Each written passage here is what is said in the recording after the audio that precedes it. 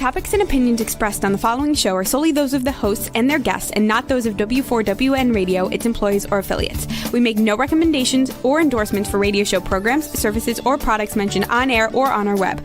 No liability, explicit or implied, shall be extended to W4WN Radio, its employees, or affiliates. Any questions or comments should be directed to those show hosts. Thank you for choosing W4WN Radio. This is Beyond Confidence with your host, Divya Parekh. Do you want to live a more fulfilling life? Do you want to live your legacy and achieve your personal, professional, and financial goals? Well, coming up on Divya Parekh's Beyond Confidence, you will hear real stories of leaders, entrepreneurs, and achievers who have stepped into discomfort, shattered their status quo, and are living the life they want. You will learn how relationships are the key to achieving your aspirations and financial goals. Moving your career or business forward does not have to happen at the expense of your personal or family life, or vice versa. Learn more at www.divyaparekh.com, and you can connect with Divya at contact@divyaparekh.com. This is Beyond Confidence, and now here's your host, Divya Parekh. Good morning, listeners. This is Divya, and my favorite time of the week because I'm connecting with you. So I want to thank each and every one of you who have got our books, because of you, the two things we've been able to do. One, able to help entrepreneurs all across the globe as we donate partial profits to kiva.org, and also keeping my books, especially the last one, Expert to Influencer, as a bestseller for straight 32 months. So thank you. So appreciate you. And also, I invite you and strongly encourage you to spend 1 hour of your time every month, no strings attached, helping someone, whether it's your family member, your neighbor, or a stranger, or someone that you know. Let's welcome our guest, Tim Benders.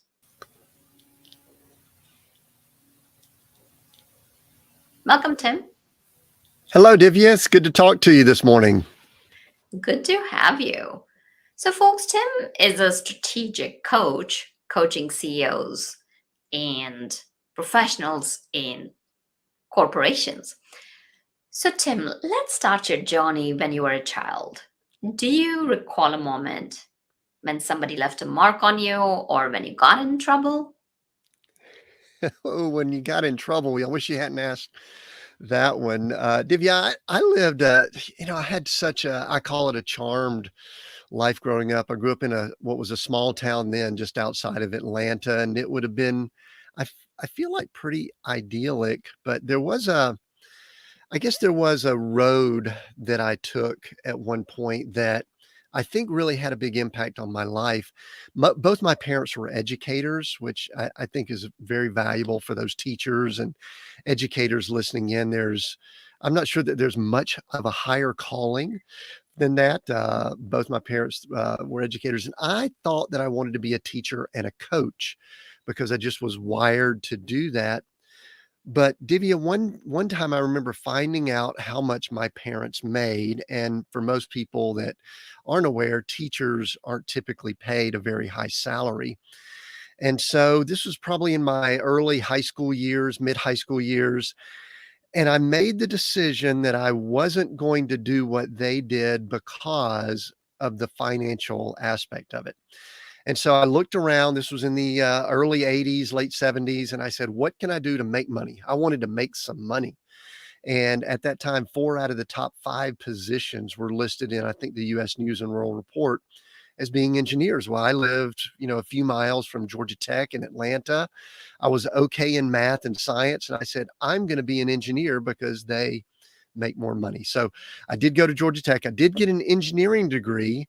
And I came out and I started working corporate. I had one business while I was in college, but it was almost immediate, Divya, that I went into a teaching and coaching role when I got into a corporate position. So I got the engineering degree. I am an engineer by training, but teaching and coaching, I think, is how I'm just genetically wired.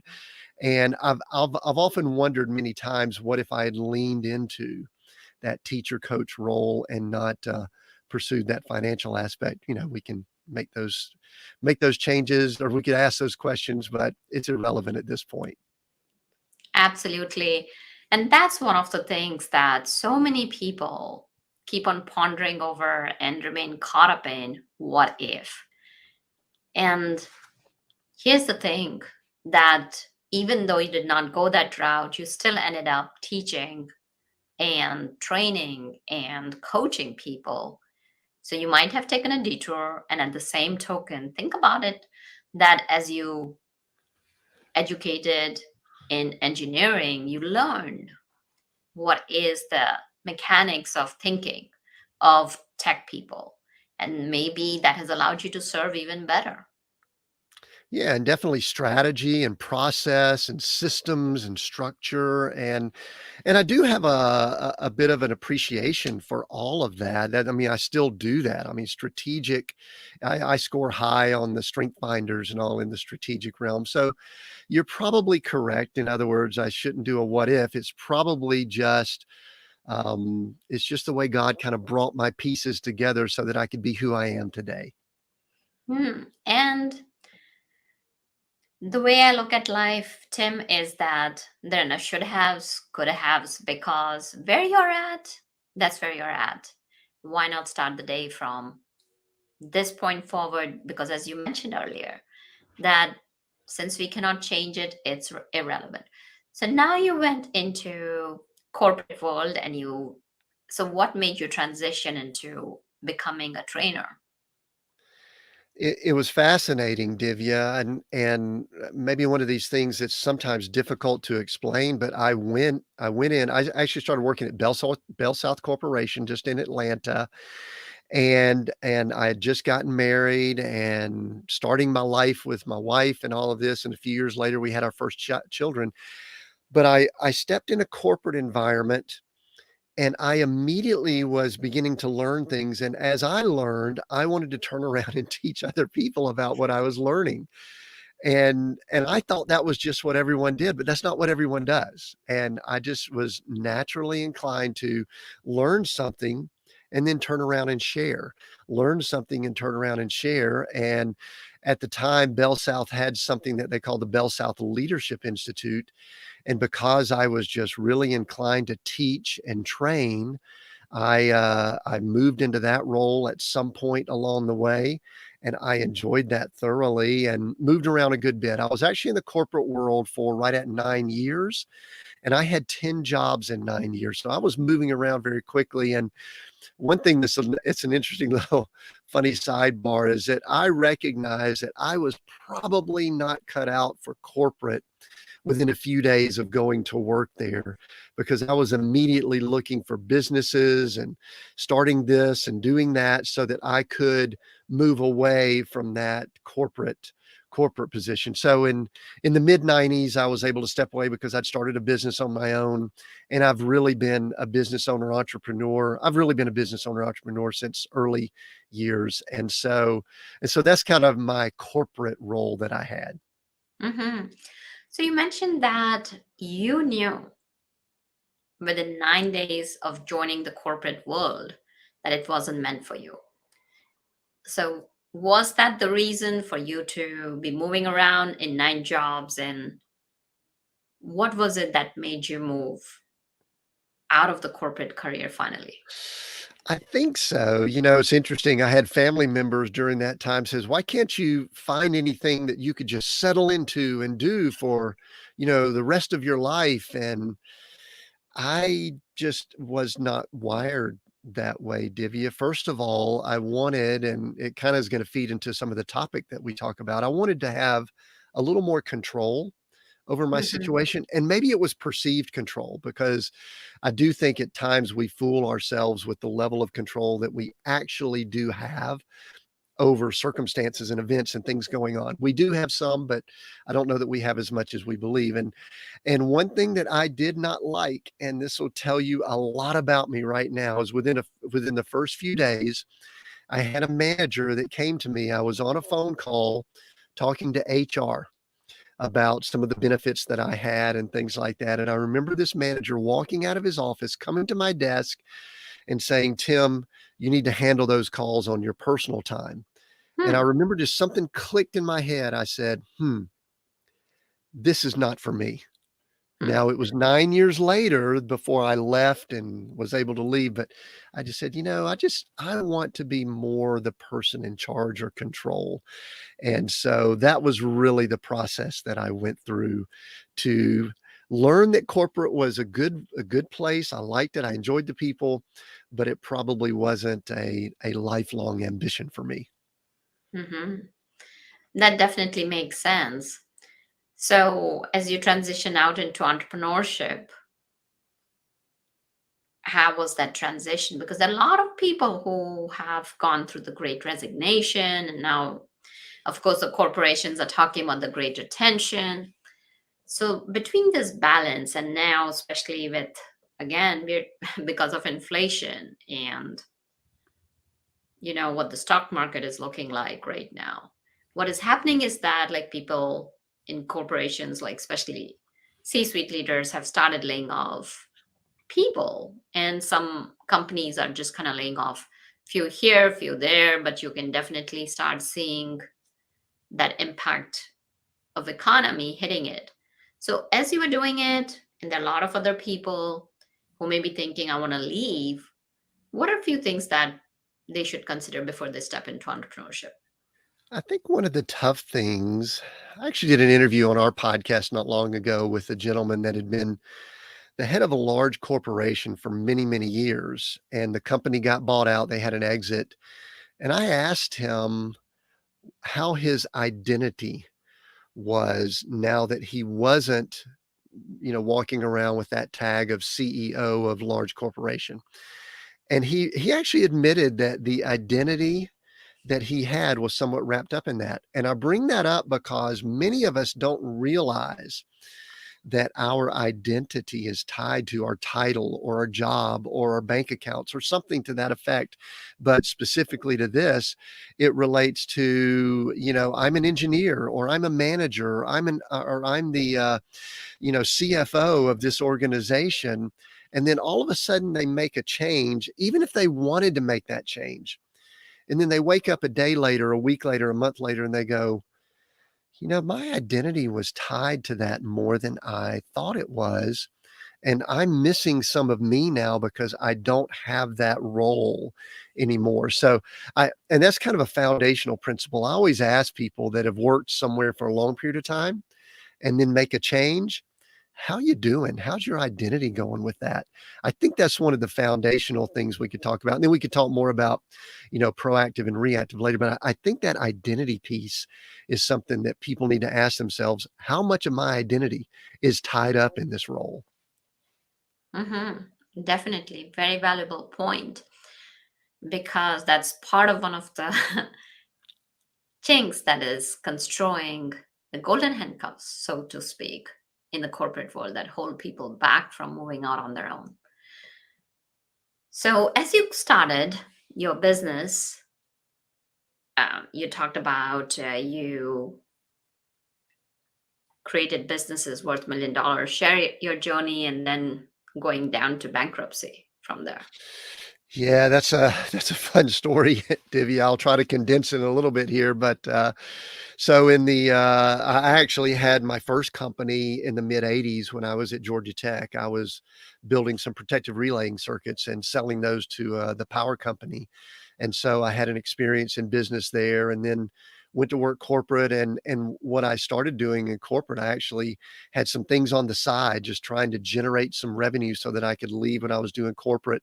I was able to do that in the mid '90s, and I continued growing that business. It was in marketing, and then I also did some teaching, training, and coaching, kind of as a consultant all through the late '90s.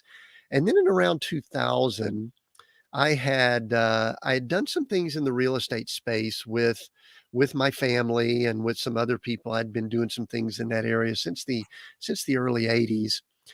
And I decided to partner with some people, and we were going to build some large real estate companies with the information we had, with the skills we had, with the resources we had. And we pursued building some fairly large real estate companies, not as a real estate agent, but as investors, acquiring property, fixing them up and selling them, or fixing them up and holding them. And Divya, we did that, and we did it what I would consider very well. We were buying 3, 4, 5 houses every month.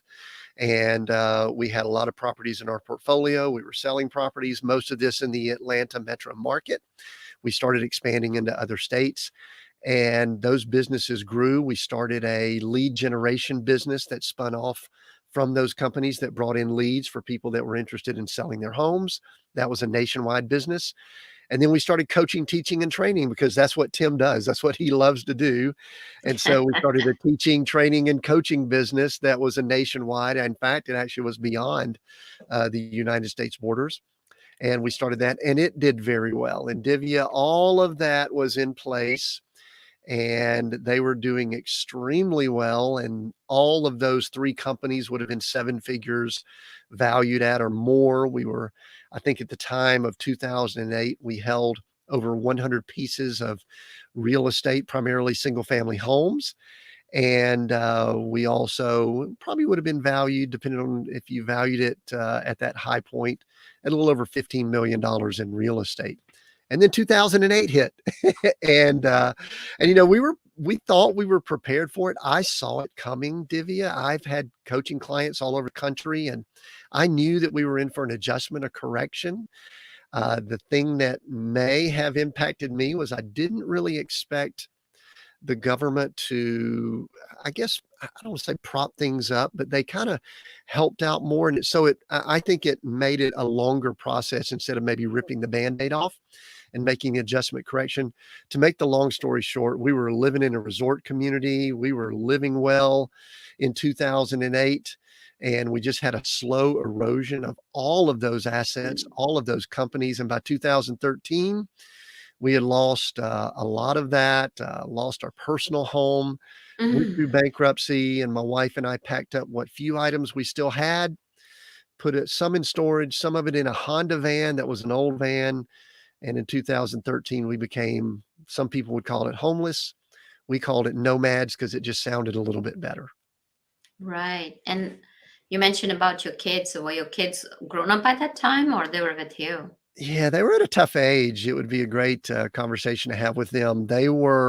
We had a daughter in college who had just finished up college, and then we had Mm, a son that had just finished up high school.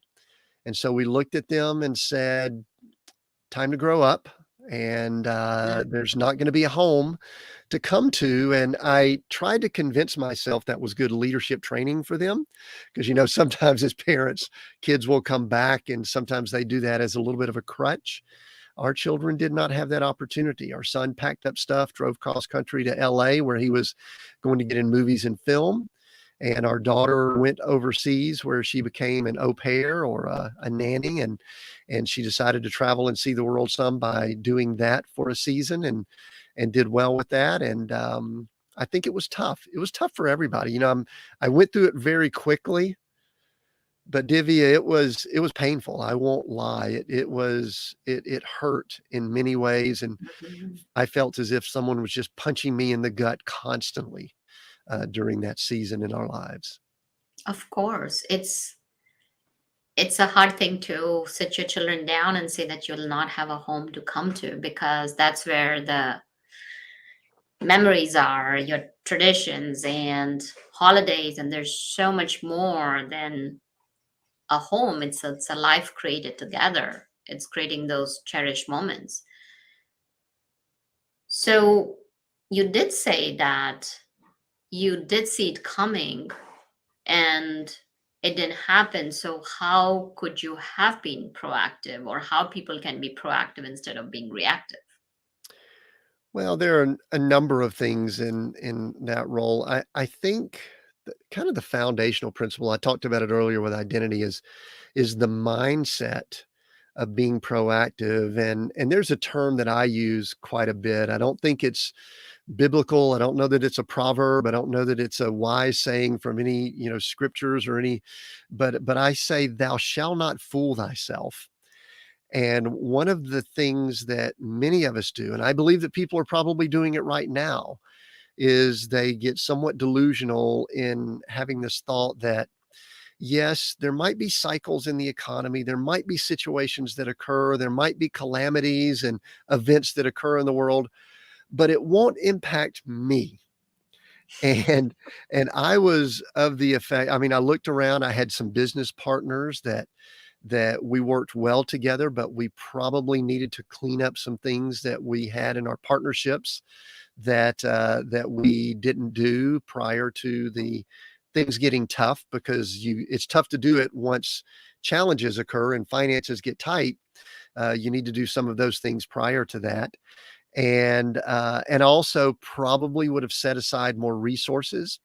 I probably would have scaled back my lifestyle. We were living a very nice lifestyle, and like a lot of people, we were probably spending more than we should have. We were living in a resort community with a lot of golf courses and a Ritz-Carlton in our community, and we were living well. And my mindset was, we'll be okay. All will be fine if things downturn. So I think mindset is critical foundation for being proactive. I think many people take a mindset of, like I just said, it's not going to happen to me, or the mindset is they're more of a victim, and things are going to happen. I think there needs to be a healthy balance between the two. Someone needs to say, you know what, I need to prepare that things are going to work out well too. And I think I had a little bit too optimistic of a mindset. Mm. So let's say if you had that mindset that you wanted to create a balance, what else could you have done? Well, I think I could have taken, there's about four things that I list out when I talk about being proactive. One's mindset, the other is actions, and then I talk about systems and resources. The actions that I should have taken are some of the things I just mentioned. I probably needed to restructure some partners. Good Mhm. people, some were family, but I'm real big now when I hear people talk about being in partner with someone. I ask them, I said, what happens when there's a divorce? Do you have in your partnership agreements what happens when all of a sudden you're not partners? And so those are some actions to take. Obviously, some resources being set aside. I think that one of the biggest actions are just some daily habits that we need to have, Divya. And I know that your listeners probably appreciate this, but it is very critical for everyone, I believe, to have some form of habit of what I'll call quiet time. That could be prayer for some, that could be meditation for others. It could just be turning off everything so that you don't have noises, notifications, calls, pings, whatever coming in. And because it's very difficult for the mind, this is just, I don't have science behind this. I just have observation. It's very difficult for my mind and the people that I work with and people that I interact with. It's very difficult for the mind to work when it's constantly having stimulation that's just coming at it just at a constant rate. We need to be quiet and still. And so that's one of the, I think, the key actions that we can all take is just practice being still and quiet, which is tough to do in the world we're in today. Very true. And you're absolutely right about that. And you talked about systems and structures. What's your some thoughts on those? Yeah, well, so systems are things like your support systems. Mhm. Divya, one of the mistakes I made, and this kind of goes back to something that we talked about earlier with identity, and I thought that I was kind of a big shot business guy. I did. And, I would be on stages speaking and coaching events, and I would, everyone would always ask about the real estate company because it was obviously going very well. So I probably thought I was kind of a big shot. So when all of a sudden things weren't going well, instead of me reaching out to my network, my system of support, and asking for help, I Mhm. isolated myself. And Divya, I know other people do this too. And this is, this could go into a conversation about mental health. It could go into a conversation about people being successful in business or their finances or relationships. I do not think that we were created to isolate. I think that we were created to connect with other people and be part of other people's lives and allow other people to be part of our lives. And so when we were going through our difficulties, Divya, I didn't want to talk to people. I didn't want to tell them what was going on. I didn't want to admit it. I mean, I was doing it with my wife, which was very challenging, having the conversations that we were having to have. But I didn't reach out to my network of business owners that were going through the same thing too, by the way. It was a tough time for everybody. I should have reached out and offered to help them, and they would have offered to help me. So there are a lot of systems and all that we could talk about, but I think that the key system we have is our network of connections. Nurture that, take good care of it, and give to that network, and then take from it when you need to take and get something from it. That's when I talk about systems, that's one of the primary things. And then resources to kind of lead into that. I think resources are what people like you do, coaches and mentors, or others that are in a position that they've been through things. And I think it's what I'm able to lend to organizations now is, I talk to a head of an organization, and when they find out my story, they go, wow, we would love to learn from what you did. And it's very obvious that your ego, your arrogance and all has been adjusted because of it. And we would like that wisdom also. So the resources that we talk about are the resources of coaches, mentors, and people that we can tap into. So those are the 4 areas of really being proactive instead of being reactive. Very powerful. And when you are proactive, you can make hindsight as foresight. And of course, there'll still be things that you cannot account for. Pandemic, for one example, like there are going to be uncertainties, there are going to be unknowns, and it's terrifying. And the key is to be flexible and adapt to the situation that comes. That said, if you have things in place, like you talked about, having systems in place. So, for example, like my dad would always say that, no matter what, have your 6 months of expenses and you don't touch it no matter what. So, creating that sort of buffer, I mean, there are so many things that can be done. What you have shared is very, very powerful. So, now let's continue with your story. Once you experience the bankruptcy, how did you get out of it, and where are you Well, now right those now? were those were some tough times. I still recall, and in fact, it was now almost 9 years ago in the summer of 2013 where we walked away from that house, and my wife and I got in a van, and we looked at ourselves. We said, "Where do we go? What do we do?" We went and visited family, and family were helpful. That's part of the systems and the resources that we have in place, is when family's available. But that's not what we wanted to sustain us. That's not the lifestyle that we necessarily wanted. So we made the decision, and we spent a lot of time in prayer. We have a strong faith, and we consider ourselves followers of Christ. And so we were praying about it. We were seeking the Lord and trying to find some guidance in that area also.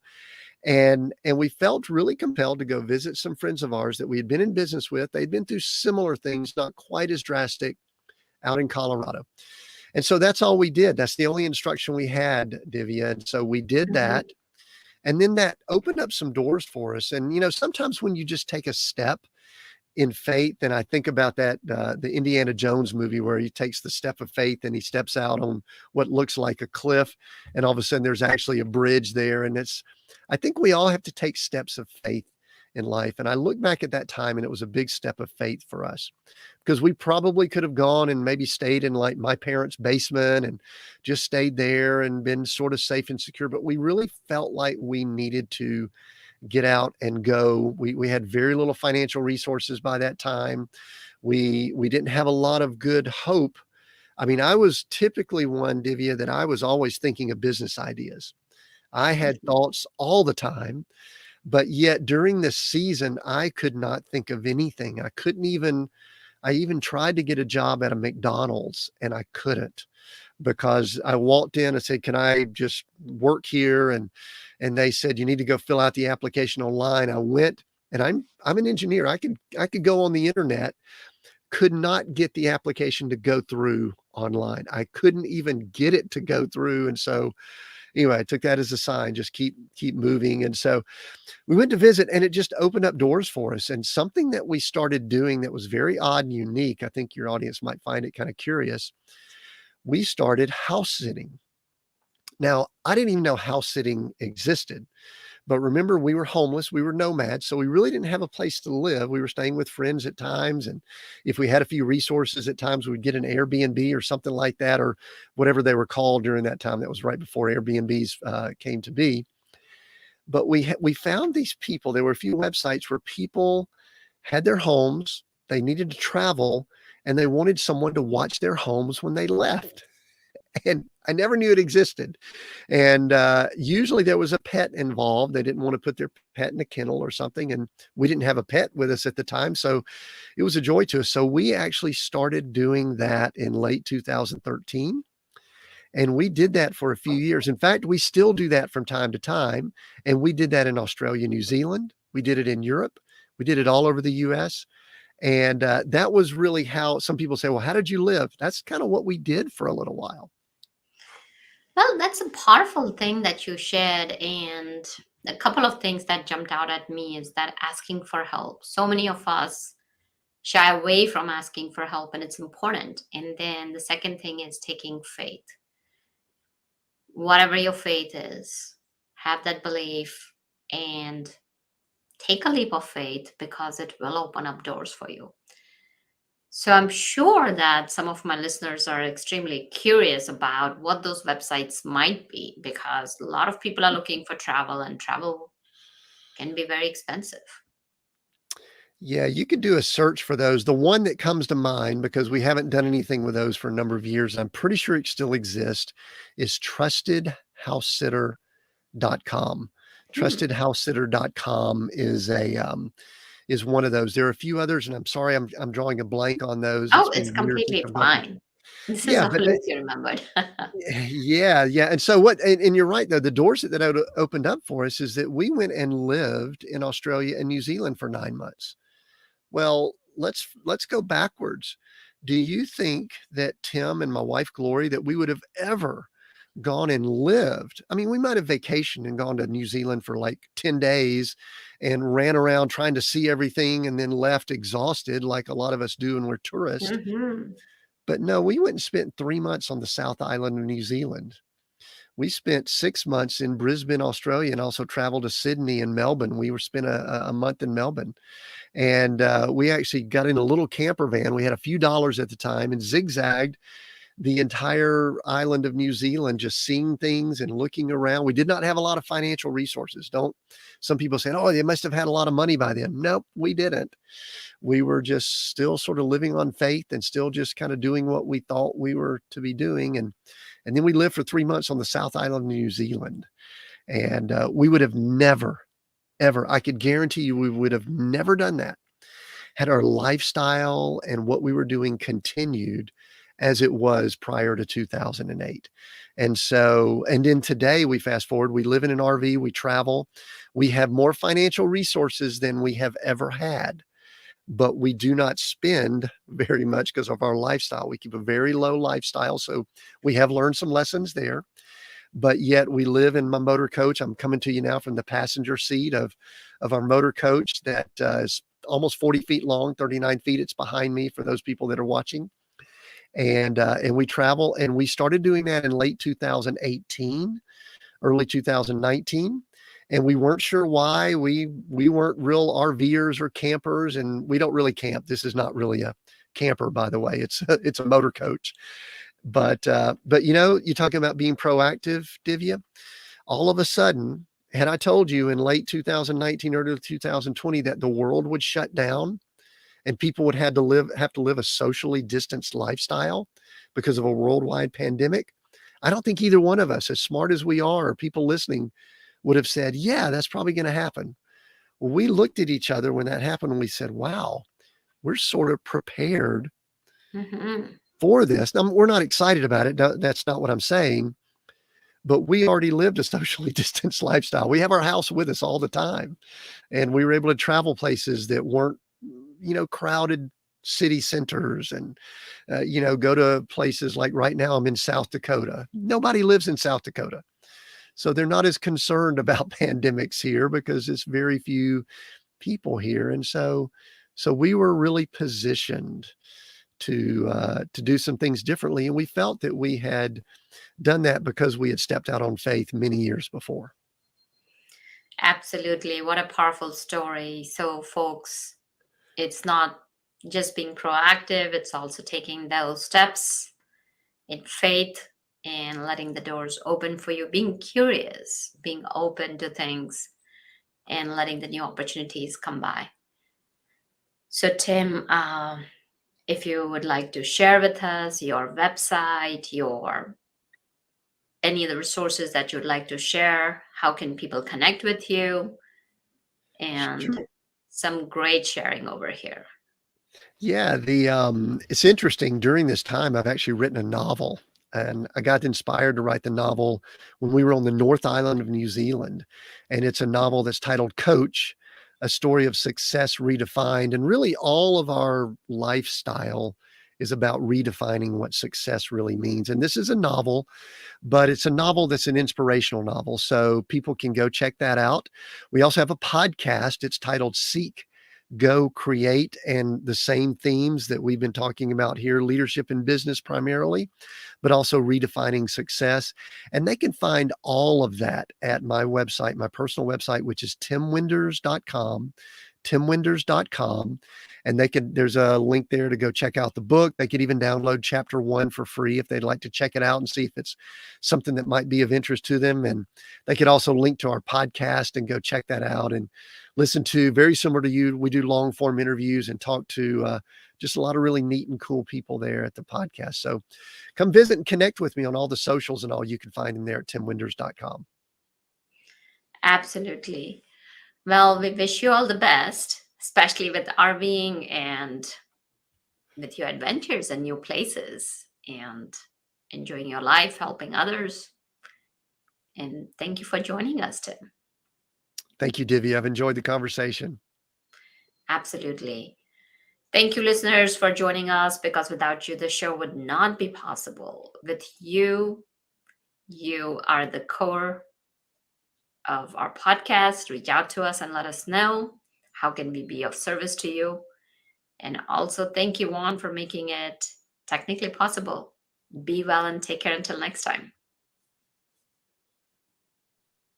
Thank you for being part of Beyond Confidence with your host, Divya Parekh. We hope you have learned more about how to start living the life you want. Each week on Beyond Confidence, you hear stories of real people who have experienced growth by overcoming their fears and building meaningful relationships. During Beyond Confidence, Divya Parekh shares what happened to her when she stepped out of her comfort zone to work directly with people across the globe. She not only coaches people how to form heart connections, but also transform relationships to mutually beneficial partnerships as they strive to live the life they want. If you are ready to live the life you want and leverage your strengths, learn more at www.divyaparekh.com. And you can connect with Divya at contact@divyaparekh.com. We look forward to you joining us next week.